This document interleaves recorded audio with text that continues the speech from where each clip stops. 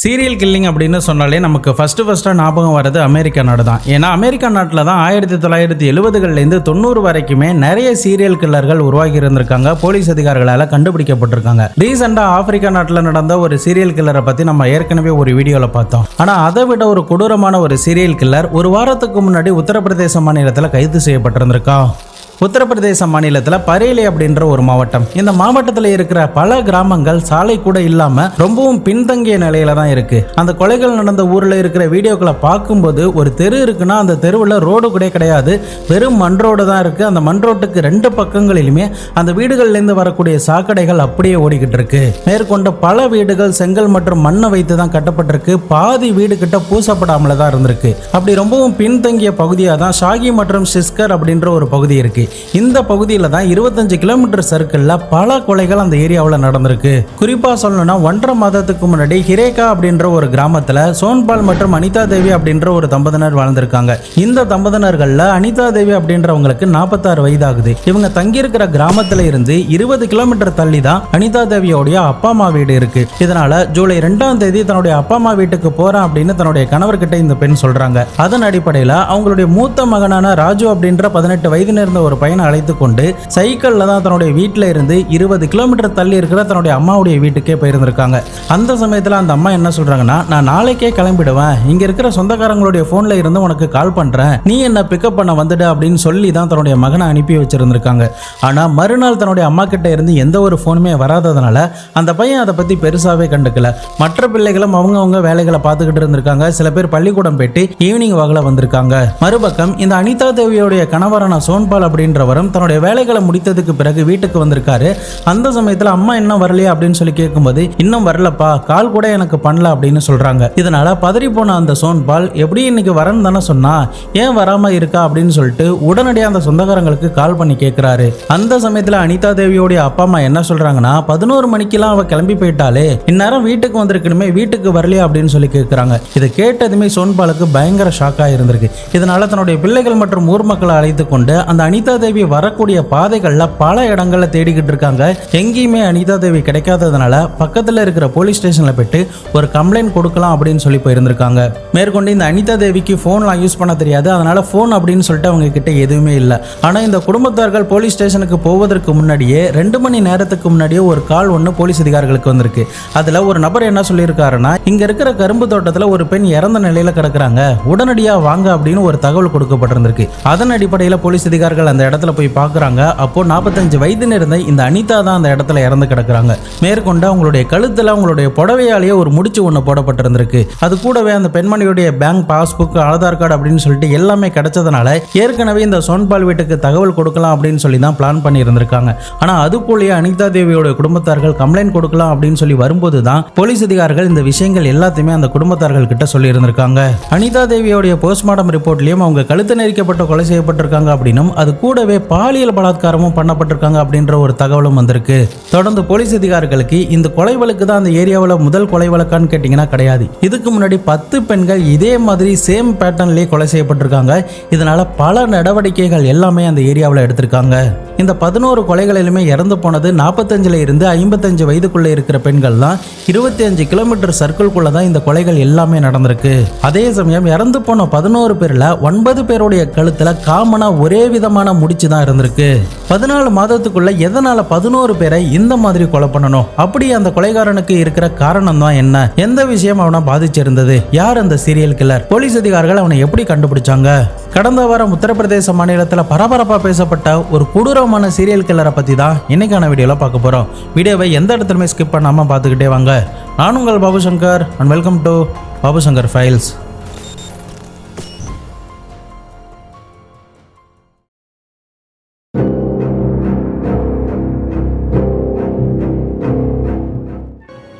இந்த அனிதா தேவியோடைய கொலை நடப்பதற்கு முன்னாடி சரியா ஜூன் 13, 2023 வாக்கில் கலாவதி அப்படின்ற ஒரு பெண்மணி இதே பேட்டர்னில் புடவையால் கழுத்து சுற்றப்பட்ட நிலையில் அதில் ஒரு முடிச்சோட கரும்பு தோட்டத்தில் இறந்து கிடக்குறாங்க.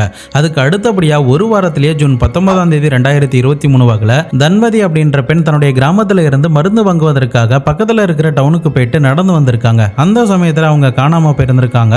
அதன் பிறகு அவங்களும் ஒரு கரும்பு தோட்டத்தில் இதே மாதிரி கொலை செய்யப்பட்ட நிலையில் கண்டெடுக்கப்படுறாங்க.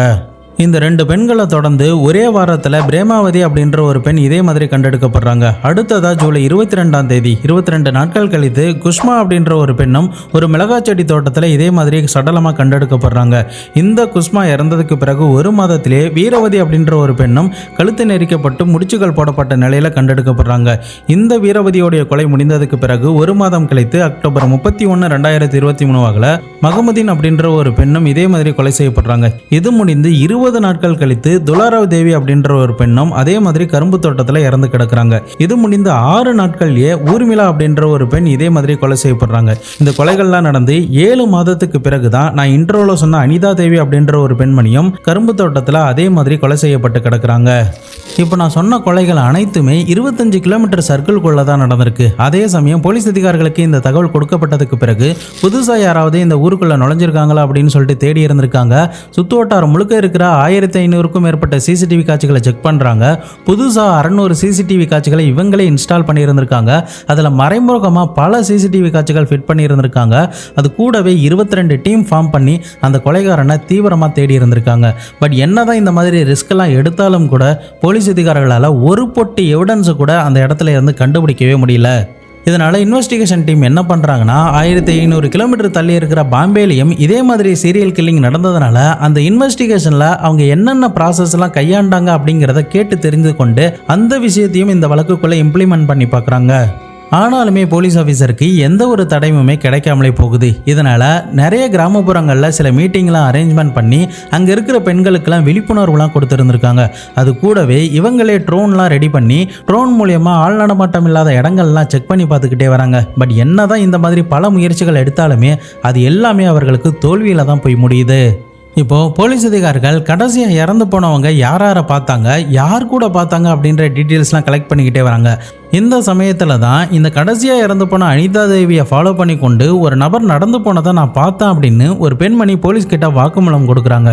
இதனால் உடனடியாக போலீஸ் ஆஃபீஸர் ஆர்டிஸ்ட்டை வர வச்சு அந்த பெண்மணி எந்த விதமான அங்க அடையாளங்கள்லாம் சொல்கிறாங்களோ அதன்படி அந்த ஸ்கெட்ச் வரையப்படுது. கிட்டத்தட்ட ஒரு 3 ஸ்கெட்ச் வரைஞ்சிருந்திருக்காங்க. அந்த 3 ஸ்கெட்சையுமே தங்களுடைய போலீஸ் இன்ஃபார்மர்ஸ் கிட்டலாம் கொடுத்து இப்படிப்பட்ட நபர்கள் யாராவது கிராமப்புறங்களில் சுற்றி திரியிறாங்களா அப்படின்னு சொல்லிட்டு விசாரிச்சிருந்திருக்காங்க. அப்படி விசாரணை பண்ணும்போது தான் அந்த 3 ஸ்கெட்சில் இருக்கிற ஒரு நபர் மாதிரி அச்சு அசலா அதே மாதிரி ஒருத்தன் இருக்கான் அப்படிங்கிறத ஒரு போலீஸ் இன்ஃபார்மர் ஒரு இடத்துல பார்க்குறாரு. போலீஸ் அதிகாரிகள் குல்தீப்பை ஃபர்ஸ்ட் டைம் பார்க்கும்போது பயங்கரமாக ஷாக் ஆகுறாங்க. இவனா இதெல்லாம் பண்ணது அப்படின்னு சொல்லிட்டு அவர்களால் நம்பவே முடியல. ஏன்னா அந்தளவுக்கு ஒரு அப்பாவியான ஒரு தோற்றம் காணப்பட்டிருந்திருக்கு. மேற்கொண்டு அவனுடைய பேச்சுக்களாக இருக்கட்டும், நடத்தைகளாக இருக்கட்டும், எல்லாமே ஒரு மனநலம் கொன்றி அவன் பேசினா எப்படி இருக்குமோ அந்த மாதிரி தான் இருந்திருக்கு. ஆனால் இவன் தான் இத்தனை கொலைகள்லாம் பண்ணானா அப்படிங்கிறத அவனை பார்க்கும்போது யாராலுமே ஏற்றுக்க முடியாது. என்னால் கூட அதை ஏற்றுக்கவே முடியல. இந்த குல்தீப் கிட்ட இருந்து வாக்குமூலம் பெற்றதுக்கு பிறகு அந்த மாவட்டத்தோடைய எஸ்பியான அனுராக் ஆர்யா அப்படின்றவர் ஒரு ப்ரெஸ் மீட்டை அரேஞ்ச்மெண்ட் பண்ணுறாரு. அந்த ப்ரெஸ் மீட்டில் கூட அவனை அழைத்துட்டு வரும்போது நேரடியாகவே இந்த எஸ்பி கிட்ட வந்து கையை கொடுத்துருந்துருக்கான். அதுவும் எல்லார் பத்திரிகையாளர் முன்னாடியும் வந்து கையை கொடுத்துருந்துருக்கான். இதை பார்த்துட்டு எல்லாருமே அங்கே சிரிச்சிருந்திருக்காங்க. ஆனால் அவன் அப்படி வந்து கையை கொடுக்கும்போது கூட பார்க்குறதுக்கு ஒரு பாவமாக தான் நமக்கு தெரியும். ஆனால் பக்காவாக இவன் பிளான் பண்ணி தான் போலீஸ் கிட்ட மாட்டிடக்கூடாது அப்படிங்கிறதுல 100% சுயநினைவோட தான் இத்தனை கொலைகளை பண்ணியிருக்கான் அப்படின்ற ஒரு ஸ்டேட்மெண்ட்டை அன்னைக்கு நடந்த பிரஸ் மீட்ல அனுராக் ஆர்யா அப்படின்ற அந்த எஸ்பி சொல்றாரு. அன்னைக்கு அந்த எஸ்பி அந்த பேட்டியில் என்ன சொன்னாரு, இந்த குல்தீப் அந்த கொலைகள்லாம் எப்படி பண்ணா அப்படிங்கிறத இப்போ நம்ம பார்க்கலாம். அதே பரேலி மாவட்டத்தில் ஷாகி அப்படின்ற பகுதியில் பாபுராம் மற்றும் லட்சுமி அப்படின்ற தம்பதியினருக்கு பிறந்த மகன் தான் இந்த குல்தீப். இந்த குல்தீப் அப்படின்றவனுக்கு 2 தங்கைகள் இருந்திருக்காங்க. இவனுடைய அப்பாவான பாபுராம் அப்படின்றவர் இவனுடைய அம்மா உயிரோடு இருக்கிற சமயத்திலேயே நந்து தேவி அப்படின்ற ஒரு பெண்ணை திருமணம் கட்டியிருந்திருக்காரு. இந்த திருமணத்தின் மூலமா அந்த நந்து தேவி என்னென்னலாம் சொல்கிறாங்களோ அதை கேட்டுக்கொண்டு தன்னுடைய அம்மாவை அடிக்கடி அவர் அடிப்பார். அது கூடவே என்னுடைய தங்கையும் போட்டு கண்ணா பின்னான்னு அடிப்பார். எங்கள் மேலே தப்புகளே இல்லைனாலும் கூட அவர் எங்களை அடிக்கிறதுனால எங்க சித்தி மேல எனக்கு பயங்கரமான ஒரு கோபம் வந்துச்சு. கொஞ்ச நாட்கள்லயே என்னுடைய அம்மாவும் இறந்து போயிட்டாங்க. எங்க சித்தியும் எங்களுடைய தங்கைகளை துரத்தி விட்டுட்டாங்க. இதனால பயங்கரமான ஒரு கோபம் எனக்கு மாற்றான் தாய் மேல வந்துச்சு. அதன் அடிப்படையில தான் இவங்க கிட்ட இனிமே இருக்கக்கூடாது அப்படின்னு சொல்லிட்டு 2014 நான் திருமணம் பண்ணி கொண்டேன். ஆனால் அந்த மனைவியும் எனக்கு சரிவர அமையல. அவள் பண்ணுற விஷயங்களால எனக்கு கோபம் வந்துச்சு. அதனால் அவளை பயங்கரமான அடிக்க ஆரம்பிச்சிட்டேன். ஒரு கட்டத்தில் என்னுடைய மனைவி என்னை பிரிந்து போய் வேற ஒரு ஆளை திருமணம் பண்ணி கொண்டாரு. இதனால் பெண்களை பார்த்தாலே எனக்கு பயங்கரமான ஒரு ஆத்திரம் வந்துச்சு. மேற்கொண்டு நான் குடிக்கும் கஞ்சா போதைக்கும் அடிமையாயிட்டேன். ஆனாலுமே எனக்கு அந்த வெறி அடங்கவே இல்லை. இதனால் என்னுடைய மாற்றாந்தை வயதில் எந்தெந்த பெண்கள்லாம் இருக்காங்களோ அவர்கள் எல்லாருமே கொலை பண்ணணும் அப்படின்ற ஒரு வெறி எனக்கு தோணுச்சு. அதன் அடிப்படையில் நான் ஒரு சில பெண்களை ஃபாலோ பண்ணுவேன். நான் ஃபாலோ பண்ணுறது வேற யாருக்காவது தெரிஞ்சிச்சுன்னா அப்படியே என்னுடைய பிளானை மாற்றிடுவேன். அதன் பிறகு யாருமே இல்லாத இடத்துல யாராவது மாட்டும்போது அவங்கள கரும்பு தோட்டத்துக்கு அழைச்சிட்டு போயிட்டு நான் ப்ரொப்போஸ் பண்ணுவேன். அவங்க என்னுடைய ப்ரொப்போசலுக்கு ஒத்துக்கலைன்னா அவங்கள கழுத்தை இருக்க நெரிச்சு அவங்களுடைய துணியாவிலேயே கொலை பண்ணிடுவேன். அதன் பிறகு பாலியல் பலாத்காரம் பண்ணிட்டு ஒரு முடிச்சையும் அந்த கழுத்தில் போட்டுட்டு வந்துடுவேன். இப்படியே நான் பல பெண்களை இதே மாதிரி பண்ணேன். அதே சமயம் ரோட்டில் இருந்து கரும்பு தோட்டத்தில் யார் இருக்காங்க அப்படிங்கிறது தெரியாததுனால தான் நான் அதிகமாக கரும்பு தோட்டத்தை மட்டுமே சூஸ் பண்ணுவேன். அப்படி தான் நான் 6 பெண்களை இதே மாதிரி கொலை பண்ண அப்படின்னு சொல்லிட்டு இந்த அப்பாவி முகத்தோட்டத்தில் இருக்கிற குல்தீப் போலீஸ் கிட்ட வாக்குமூலத்தை கொடுத்துருந்துருக்கான். மேற்கொண்டு என்ன சொல்கிறேன்னா, போலீஸ் ஆஃபீஸரை எப்படியும் செல்ஃபோனை வச்சு தான் கண்டுபிடிப்பாங்க அப்படிங்கிறது எனக்கு தெரியும். அதனால் நான் செல்ஃபோனை யூஸ் பண்ணுறது கிடையாது. வண்டி காரு அப்படின்னு சொல்லிட்டு எதுவுமே எனக்கு கிடையாது. நான் நடந்தபடி தான் எல்லா ஊர்களுக்குமே போவேன். காடுகள் மேடுகளில் தங்கி கொண்டு தான் நான் இந்த விஷயங்கள் எல்லாத்தையுமே பண்ணேன் அப்படின்னு ஒரு கொடூரமான ஒரு வாக்குமூலத்தை இந்த குல்தீப் போலீஸ் கிட்ட சொல்லியிருந்திருக்கான். அடுத்த கட்டமாக போலீஸ் ஆஃபீஸர் ஒரு பெண் பொம்மையை உருவாக்கி அந்த பெண்ணுக்கு ட்ரெஸ் எல்லாம் போட்டுக்கொண்டு அந்த கிரைம் சீனுக்கு எடுத்துகிட்டு போயிட்டு நீ எப்படி இந்த பெண்களை கொலை பண்ண அப்படிங்கிறத அவனை வச்சு அந்த கிரைம் சீனை ரீக்ரியேஷன் பண்ணுறாங்க. அந்த சமயத்தில் சிரிச்சுக்கிட்டே போலீஸ் ஆஃபீஸர் கிட்ட இது எல்லாத்தையுமே பண்ணி காட்டியிருந்திருக்கான். இறுதியாக 6 கொலைகளுக்கு எதிராக இவனுக்கு ஆதாரங்கள் இருந்ததுனால இவன் மேலே வழக்கு பதிவு பண்ணி தற்போதைக்கு ஜெயிலில் அடைச்சிருந்திருக்காங்க. மீதம் இருக்கிற கொலைகளை பற்றி தற்போதைக்கு விசாரணையும் பண்ணிக்கிட்டு வராங்க. இப்படி ஒரு சம்பவம் மீடியாவில் பரபரப்பாக பேசப்பட ஆரம்பிச்சதுமே உடனடியாக இந்த குல்தீப்போடைய அப்பா அம்மா கிட்ட போயிட்டு விசாரிச்சிருந்திருக்காங்க. அப்போ அவனுடைய அப்பா, என்னுடைய மகன் ஒரு மனநலம் பாதிக்கப்பட்டவன், அவன் ஏன் இப்படி சொன்னான் அப்படிங்கிறது எங்களுக்கு தெரியல, கண்டிப்பாக அவன் இந்த கொலைகள்லாம் பண்ணியிருக்க மாட்டான் அப்படின்னு சொல்லியிருந்திருக்காரு.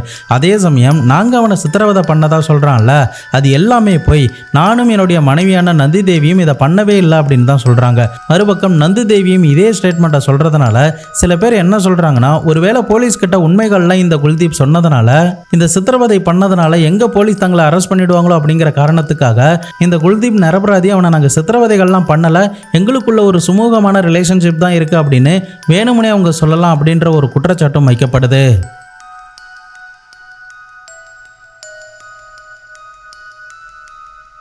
என்னையை பொறுத்த வரைக்கும் சின்ன வயதில் இருக்கிற குழந்தைகள் எல்லாருமே ஒரு கண்ணாடி மாதிரி தான். ஏன்னா அவங்க ஒவ்வொரு விஷயத்தையுமே அப்போ தான் எக்ஸ்ப்ளோர் பண்ணி பார்ப்பாங்க. அதாவது புதுசாக ஒரு ஆள்கிட்ட இருந்து நாமளும் இப்படி பண்ணலாம் அப்படிங்கிறத காப்பி பண்ணுவாங்க.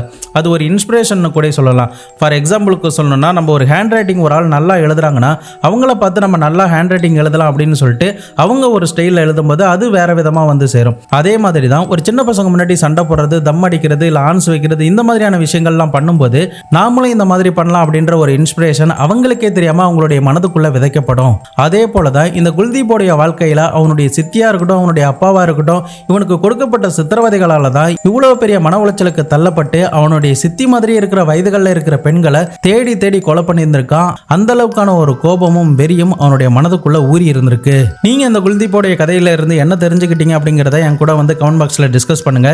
இந்த வீடியோவுக்கு 5க்கு எவ்வளவு ஸ்டார் அப்படிங்கிறத மறக்காம கமெண்ட் பாக்ஸ்ல சொல்லிட்டு போங்க. நம்ம சேனலுக்காக உருவாக்கப்பட்ட புது இன்ஸ்டாகிராமில் யாராவது ஜாயின் பண்ணாமல் இருந்தீங்கன்னா ஜாயின் பண்ணிக்கோங்க. அது கூடவே உங்களுக்கு நோட்டிஃபிகேஷன் சரியாக வரலனா வாட்ஸ்அப் சேனல் மற்றும் டெலிகிராமில் ஜாயின் பண்ணிக்கோங்க. இமிடியேட்டாக நான் அப்பப்போ அப்டேட் கொடுத்துருவேன். நாளை மறுநாள் வேற ஒரு கிரைம் கேஸோட வேற ஒரு வீடியோவில் உங்களை சந்திக்கிறேன். அது வரைக்கும் உங்களிடமிருந்து விடைபெறுவது உங்கள் பாபு சங்கர்.